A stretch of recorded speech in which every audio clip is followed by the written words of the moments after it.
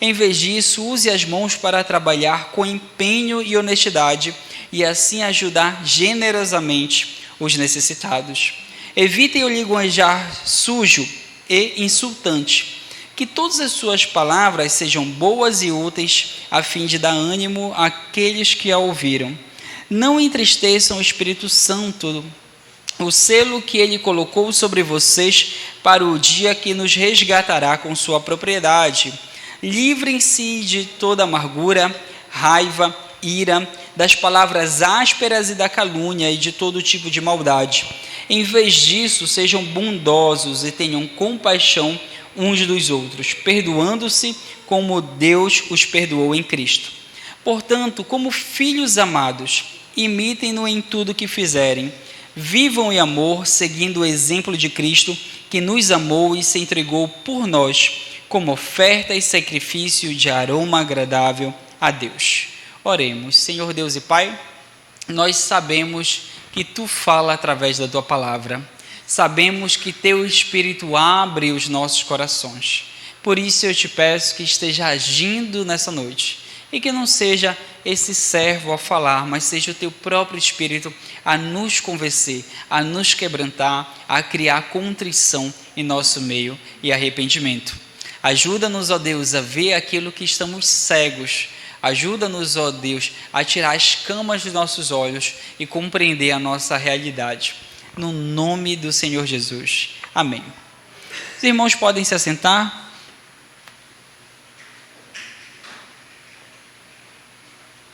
E agora, mais acomodados nessa noite, nós acabamos de ler um texto muito simples, mas que, se você prestou atenção, ele traz uma lista de pecados que devem ser combatidos e uma lista de comportamentos que devem ser incentivados. Se você se leva a sério, é um texto que ele nos chama ao arrependimento, mas não qualquer tipo de arrependimento. Observem que no verso 23, ele fala sobre deixar que o Espírito renove o nosso pensamento. E agora, no versículo 30, ele fala sobre não entristecer o Espírito Santo de Deus. Observem aqui que esse texto ele está falando muito do que são as atitudes de uma pessoa cheia do Espírito Santo de Deus.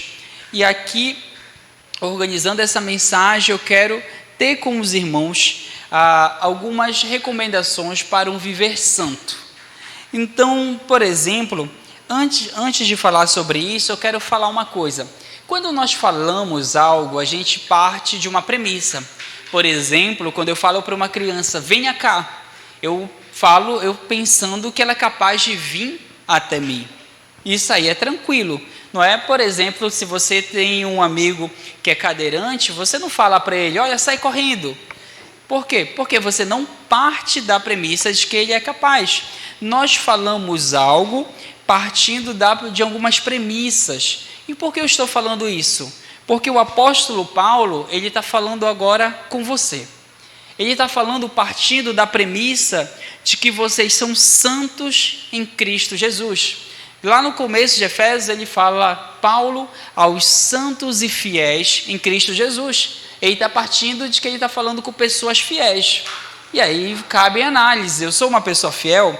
Ele fala sobre pessoas que receberam do Pai Eterno toda sorte de bênçãos. E aí às vezes a gente fala, pastor, mas eu nunca recebo nada, Deus não me ouve. O que ele está falando aqui é o contrário.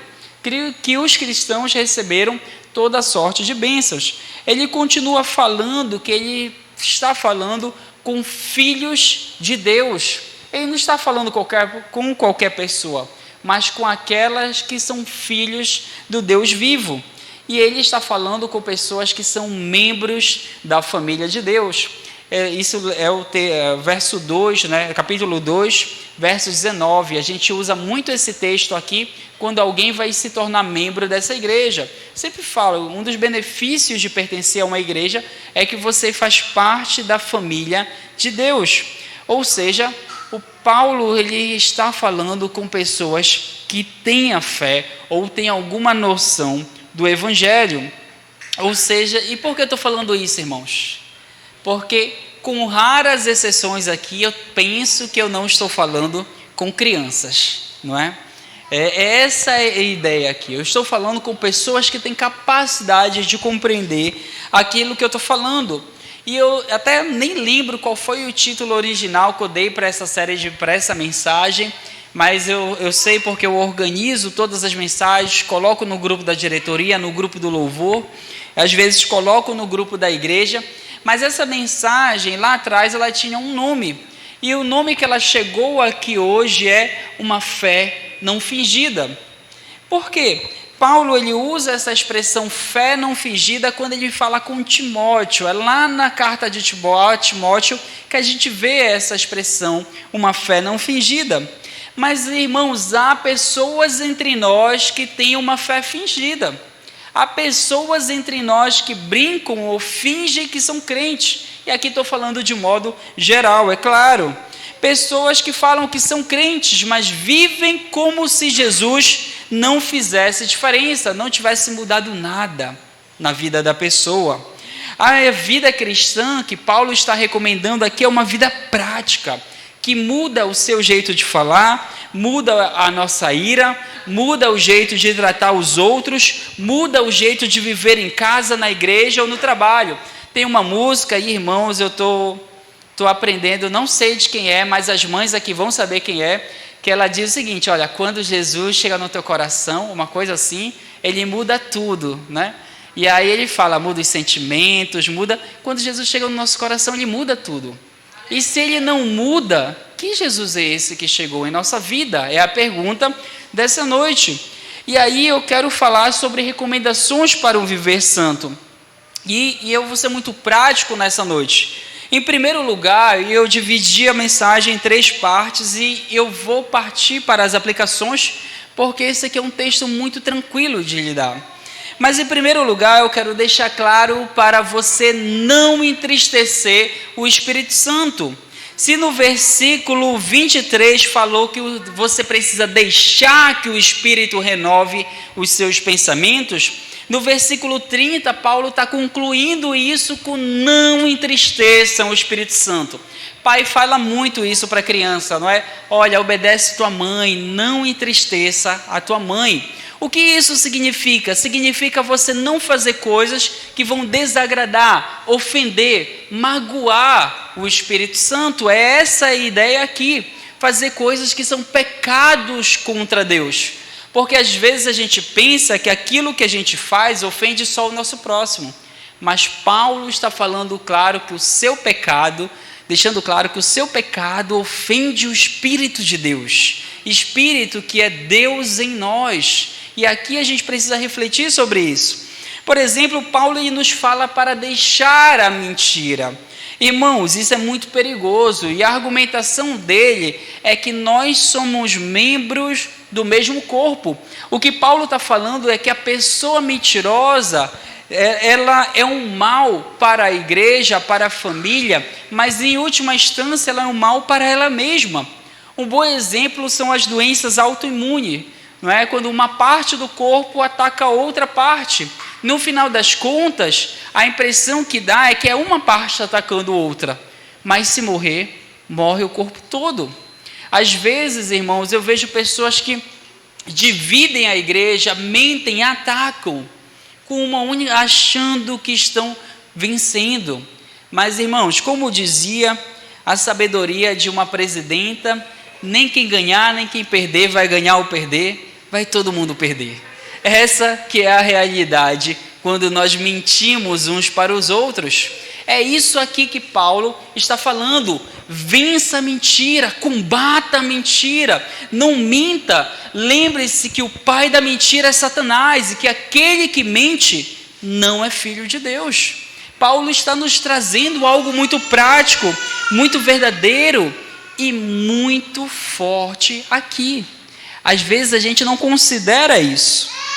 E aqui ainda sobre não entristecer o Espírito, Paulo fala sobre não permitir que a ira o controle. Essa tradução aqui, a NVT, está maravilhosa. Verso 26 nos diz: e não pequem ao permitir que a ira os controle. é o que outra tradução diz, irai-vos, mas não pequeis, não é? O que ela colocou aqui, não permita que a ira o controle. E quando a gente fala sobre não permitir que a ira o controle, ele continua, acalme a ira antes que o sol se ponha. E por que você deve acalmar a sua ira? Porque ela cria oportunidade para o diabo. Irmãos, tem gente que parece que abre as portas da própria casa para Satanás entrar. Se a nossa vida é o inferno, quem é que está abrindo a porta da casa para Satanás entrar? Eu lembro de 1 Pedro 5,8, eu anotei aqui que diz, estejam alertas e vigilantes. O diabo, o inimigo de vocês, anda ao redor como leão, rugindo e procurando quem possa devorar. Mas, irmãos, sabe aquelas pessoas em filmes que se sacrificam gritando para o monstro vir atrás? Parece que somos nós, abrindo a porta da nossa casa para Satanás. Quando estamos irados, quando não controlamos a língua, quando falamos o que pensamos, o que queremos, ainda nos enchemos falando que, pastor, eu sou muito sincero. Pastor, eu não aguento falar porque eu sou uma pessoa sincera. Que a nossa falta de amor e domínio próprio ficam evidentes na nossa família. O texto nos fala, porque isso dá oportunidade para o diabo. Clamamos ao Espírito, mas abrimos a porta do nosso lar para Satanás. Irmãos, que texto duro, que realidade espiritual ignorada. Quem somos nós dentro do nosso lar? Quando a gente olha para esse texto, a gente observa que nós vamos entristecer o Espírito de forma muito mais frequente do que queremos admitir. Paulo nos adverte isso. A nossa espiritualidade não está desligada ou distante da nossa prática, do nosso caráter. E aí, ele continua falando sobre as coisas que a gente deve evitar. Devemos evitar um linguajar sujo e insultante. Versículo 29. Algumas traduções trazem linguagem impura, e normalmente as pessoas pensam em imoralidade sexual. Mas não é simplesmente isso. Aqui está falando sobre insulto. Basicamente é insulto. Sobre você ofender o outro. É o linguajar que ofende o outro. Irmãos, quantos de nós temos ofendido uns aos outros? Principalmente dentro do nosso lar. Nós temos que tomar cuidado. Eu vejo que as redes sociais também é um local onde a gente precisa tomar muito cuidado, não é?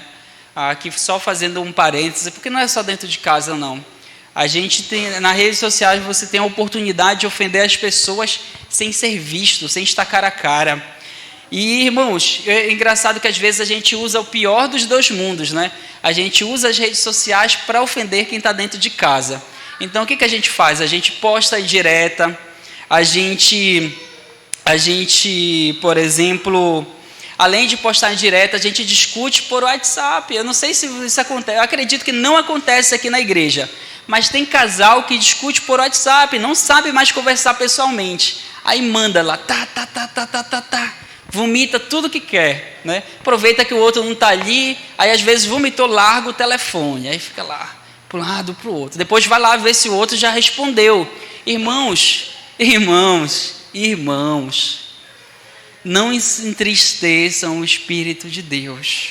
Não entristeçam o Espírito de Deus. Nós precisamos analisar aqui que o linguajar de um santo precisa ser puro, precisa ser santo.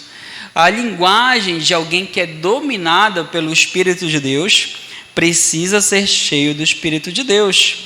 E aqui a gente precisa entender isso, não é? O apóstolo Paulo, ele vai dizer no verso 31, livrem-se de toda amargura, raiva, ira, palavras ásperas e calúnia e de todo tipo de maldade. Ele não está falando quando a tua vida mudar, quando tudo estiver em ordem, tu tira essa amargura do teu coração.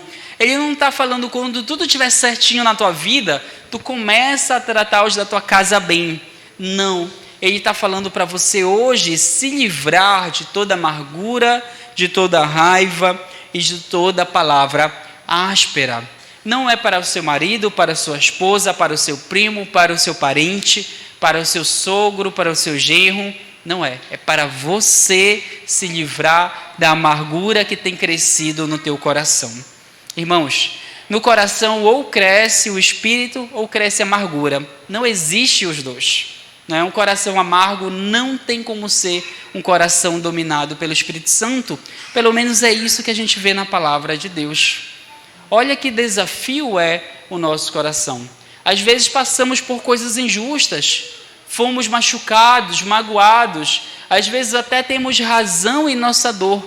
Mas o que Deus está te falando nessa noite é que se você quiser o Espírito de Deus, a presença de Deus, a cura de Deus, você precisa jogar fora toda amargura, toda ira, toda calúnia. Você precisa abrir mão disso. E isso é um desafio. Eu conto uma história aqui. Uma vez eu fui visitar o Estevão, e tem muito tempo isso. Eu lembro que eu fui jogar videogame com o João. Estava eu, o João e o Estevinho, e a gente estava jogando Mario, um clássico. E eu lembro que tinha uma fase que era muito difícil. Eu não sei se foi o Estevinho que pegou o controle e morreu, mas eu lembro que eu não fui o primeiro. E aí chegou em seguida a vez do João. Aí o João começou a fase, chegou numa parte, e isso tocou o meu coração. Chegou na parte difícil, ele não falou nada, ele não pensou, ele só me deu o controle. Entendeu? Ele só me deu assim, como assim, olha, faz para mim.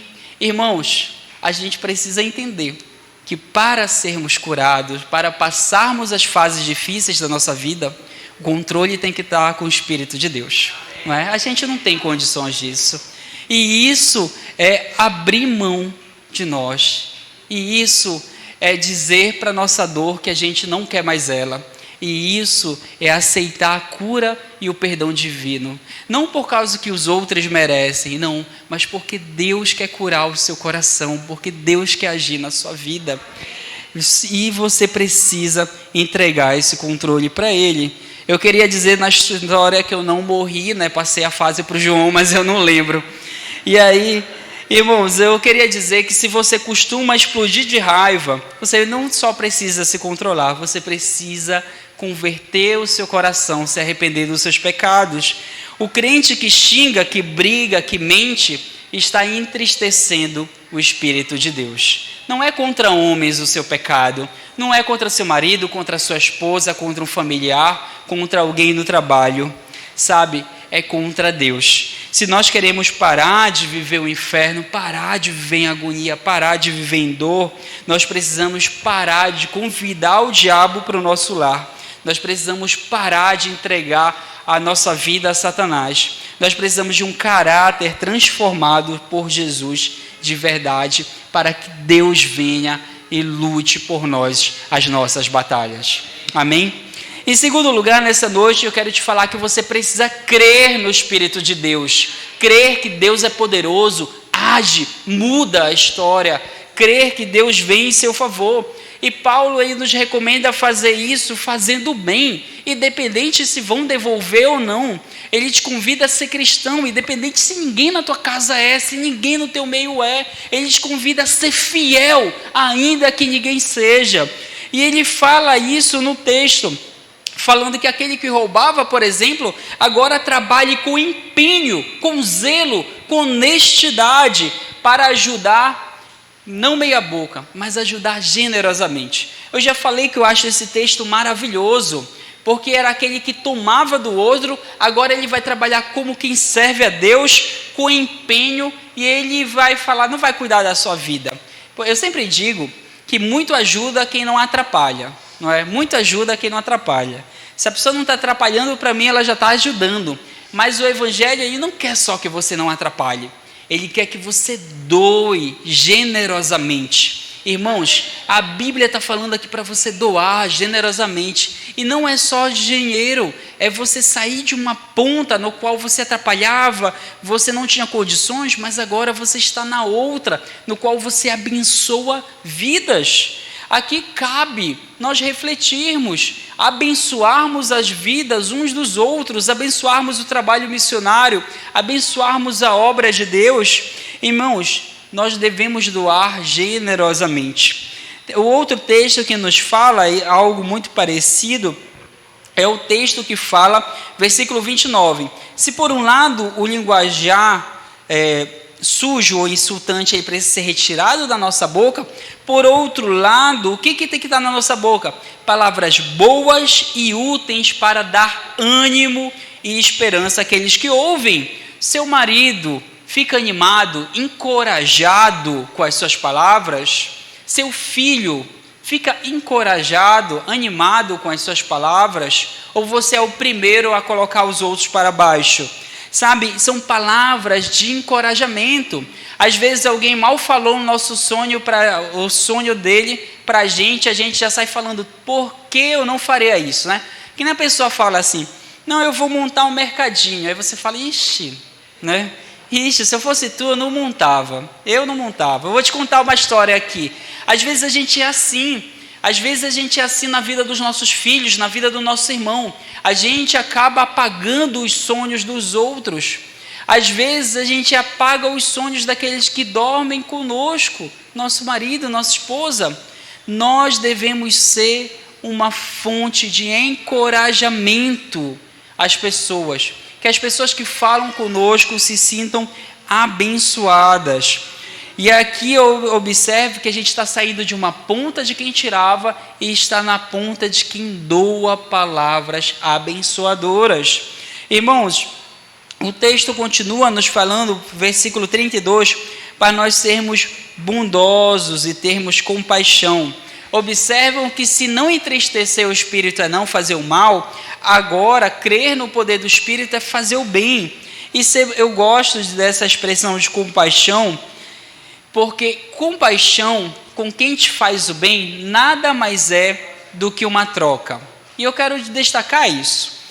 Por exemplo, Lucas 6,28 nos fala, digo, porém, a vocês que me ouvem, amem os seus inimigos, façam o bem ao que odeiam vocês, abençoem aqueles que os amaldiçoem, orem pelos que maltratam vocês.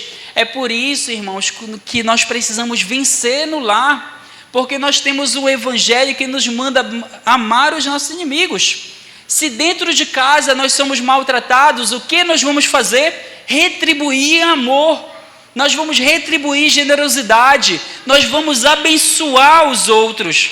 Não é, irmãos, para alguém gritar e nós gritarmos mais alto. Às vezes eu fico pensando que tipo de evangelho nós temos falado, visto. Irmãos, nós estamos falando da recomendação de amar os inimigos, mas falhamos em amar nossa própria família. Nós falhamos no beabá. E aí, olhamos assim, quando às vezes as pessoas falam, mas pastor, o senhor não conhece meu marido, minha esposa. E eu olho, esse tipo de texto aqui vem na minha cabeça. E eu vejo, irmãos, se nós não somos capazes de amar os nossos, quem nós amaremos? Sabe, se você quer amar aquele que te faz bem, e eu não estou dizendo que o nosso lar, eu não estou falando de abusos, eu não estou falando de nada disso, tá? Você sabe que eu não estou falando disso. Mas o que eu estou querendo dizer é que se você ama só aquele que te trata bem, se você trata bem só aquele que te trata bem, sabe o político mais corrupto? Você não é melhor do que ele, porque ele faz a mesma coisa. Ele faz a mesma coisa. Sabe aquele que você enche a boca para falar? Então, Jesus fala isso, olha, se vocês amarem quem ama vocês, tratarem bem quem trata, vocês são iguais aos fariseus. Vocês são iguais. Aqui a gente tem a recomendação de ser gentil, de ser amoroso, de fazer o bem com aqueles que nos tratam mal. Que desafio é? Que desafio é? Né? Que desafio é esse? E talvez você fale, e talvez você queira argumentar comigo, mas o problema é que não sou eu quem fala isso aqui, não é? Isso aqui são palavras do próprio Deus. Irmãos, é por isso, e eu digo isso com todo respeito, sabendo que existem histórias ou histórias, mas quando nós falhamos na nossa família, geralmente nós falhamos na nossa fé. Eu digo isso com toda a humildade, sabendo que eu tenho pouco tempo de casamento, sabendo que ainda tem muita história pela frente, mas quase sempre falhar com a família é falhar em algum aspecto da fé. Isso aqui é muito difícil. a gente olha para esse texto e a gente vê que Jesus colocou um padrão muito alto. O que ele diz em seguida? Perdoando-se como Deus os perdoou em Cristo. Eu lembro do texto de Mateus 18:35. Nesse texto, Jesus conta a parábola de um credor que não perdoa a dívida de alguém que lhe devia. Basicamente, essa parábola, de forma resumida, era que uma pessoa tinha uma dívida com um grande rei. Ela chega lá, essa dívida era impagável, e esse rei perdoa a dívida dela. Então, é como se eu devesse 1 bilhão para o governador Helder Barbalho, aqui para ficar mais material. Eu devo 1 bilhão para ele. Se eu devo isso aqui, eu chego lá com ele e eu falo, olha, me perdoa, eu vou te pagar. Me perdoa não, me dá prazo, eu vou te pagar. Ele olha para mim e vê que eu não tenho condição de pagar. Ele vai olhar o pastor ali ganhar um salário mínimo, como é que ele vai me pagar essa dívida? Nem se ele virar escravo ele vai conseguir pagar, nem os filhos dele. Aí ele perdoa, mas aí eu chego lá na igreja e eu olho para o Estevinho e falo, Estevo, cadê os 50 reais que tu me deve? Cadê os meus 50 reais? É essa a diferença. O Estevinho, eu no trabalho, eu não tenho dinheiro, e eu brigo com ele, ele sabe disso e manda me prender. E na parábola, eu acho essa parábola uma parábola muito difícil, porque quando Jesus termina de falar essa parábola, ele vai falar o seguinte: assim também o meu Pai que está no céu fará com vocês, se de coração não perdoardes cada um a seu irmão. É isso que essa parábola fala. Os nossos irmãos pentecostais têm uma expressão, liberar perdão. Não é? Então eu vou usar essa expressão porque é bem popular. Se você não liberar perdão, o que Jesus está falando é que seu Pai Celestial fará a mesma coisa. Irmãos, que desafio é uma vida cristã. Que desafio é obedecer a Deus. E aí eu tenho uma pergunta para você. Você vive com uma pessoa difícil? Você vive com uma pessoa mais difícil, pastor? Se eu fizer um campeonato aqui, quem vive com pessoa difícil? Olha, irmão Vinha ali, já está assim. Não, irmão Vinha, brincadeira, não é para levantar a mão. E aí eu falo, pastor, eu vou ganhar aqui. Ninguém vive com uma pessoa tão difícil quanto eu. O texto fala, perdoe-a como Deus te perdoou em Cristo. Se você vive com uma pessoa difícil, perdoe aquilo que você julga imperdoável. Não porque a pessoa merece, mas porque Deus, o seu Pai Celestial, te perdoou em primeiro lugar. Faça o mesmo que o seu Pai fez com você. Por fim, para terminar, eu quero falar sobre uma fé não fingida. Na prática, uma fé não fingida é uma fé que se afasta do pecado e busca obedecer a Deus. Nós podemos cantar, nós podemos falar, nós podemos dizer várias coisas, mas no final das contas é aquilo que vivemos que demonstra a nossa fé. Uma fé não fingida é uma fé de alguém que vive como filho, e como filho sabe que o Pai o capacita a ter um coração grato, a ter um coração não amargurado, a ter um coração perdoador, a ter um coração generoso. Como filho, nós somos imitadores de Cristo. Como filho, nós somos chamados a uma entrega completa. Como filhos, nós queremos viver como oferta agradável a Deus. Eu lembro do texto de Oséias 6,6, no qual ele diz, pois misericórdia quero e não sacrifício, e conhecimento de Deus mais do que holocaustos. Irmãos, nós precisamos conhecer a Deus. Sabe, eu vejo o quanto isso é real. Jesus fala, vocês erram porque não conhecem nem as Escrituras e nem o poder de Deus. Nós erramos, irmãos, porque não abrimos a nossa Bíblia. Somos o povo da Bíblia, mas não abrimos a Bíblia. Nós não nos dedicamos a Deus nas primeiras horas do dia. Nós saímos para resolver os problemas, se esquecendo que Deus pode nos dar a solução enquanto estamos de joelhos. Nós vamos à guerra, mas não nos equipamos com as armas espirituais. Nós definitivamente o louvamos com o lábio, mas negamos com o coração. porque se o não negássemos, não viveríamos da forma que vivemos. Eu penso, irmãos, que precisamos voltar ao beabá da fé, voltar ao básico, voltar ao primeiro amor, voltar às primeiras obras, voltar àquilo que nós fazíamos quando conhecemos a Jesus pela primeira vez. Aquela fome da palavra de Deus, aquela vontade de gastar tempo em oração, aquela vontade de viver pelo Espírito de Deus e não por dar razão aos nossos pecados e paixões carnais que nos arrastam para o inferno, não só na próxima vida, como aqui, nessa vida. Às vezes a gente já experimenta um pouco do que vem lá, aqui, por culpa nossa, por falha nossa. Irmãos, nós precisamos viver como filhos da luz, porque nós fomos chamados das trevas para a maravilhosa luz de Deus. Sabe, filhos amados de Deus. Às vezes esquecemos disso, mas nenhuma bênção nos foi negada, nenhuma bênção espiritual nos foi negada. Nós somos herdeiros de tudo. Quanto poder deixamos de usar porque não buscamos ao nosso Pai. Quanto consolo o nosso coração deixa de encontrar porque nós não buscamos a Deus. Quanta sabedoria nos falta porque insistimos em batalhar com a força do nosso braço. Que a nossa fé não seja uma fé de público, mas seja uma fé de intimidade no secreto com o nosso Pai. Que nós possamos realmente conhecer a Deus. Vamos orar juntos. Senhor Deus e Pai, nós não somos dignos, mas pelo Teu amor e misericórdia, Cristo veio e morreu nesse mundo quando ainda éramos pecadores.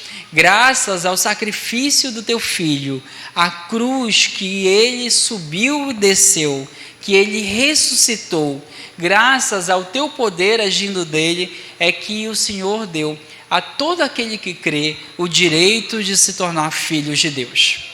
Portanto, que nós possamos viver de modo digno da nossa vocação, que nós possamos não entristecer o Espírito, mas nos encher do Espírito, que nós possamos não dar lugar às paixões carnais, aos pecados, à ira, à calúnia, à mentira, a tudo isso não, mas buscar viver um modo santo, gentil, amoroso e perdoador. Que nós possamos, ó Deus, ver o mais completo despertar do Teu Espírito nessa igreja através de nós. Que nós possamos ver isso no nosso caráter, nas nossas palavras, nas nossas ações. Ah, Senhor, renova-nos. Como dizia a música, renova-nos porque já não queremos ser iguais. Eu te peço que abençoe essas pessoas. Eu te peço, Senhor, que tire do nosso coração toda amargura, toda mágoa, todo desespero, toda mentira de Satanás de que não somos filhos ou de que não conseguiremos vencer os problemas nessa vida. Nós sabemos, Senhor, que Tu és o Deus do impossível. Nós sabemos que Tu esquadrinha corações, que Tu muda corações. Nós sabemos que com uma palavra o Senhor criou o universo e com uma palavra o Senhor sopra vida nova aos corações. Não há, Senhor, pessoa obstinada que resista à Tua graça. Não há, Senhor, pecado escondido que não seja capaz de ser derrotado pelo sangue do Teu Filho. Por isso, Senhor, conceda-nos graça e poder para mudar o nosso caráter. Não o caráter do meu vizinho, não o caráter de qualquer outra pessoa, mas o meu caráter, Senhor. Que nós possamos buscar em Ti a mudança, a paz e a alegria que tanto precisamos. No nome do Senhor Jesus. Amém.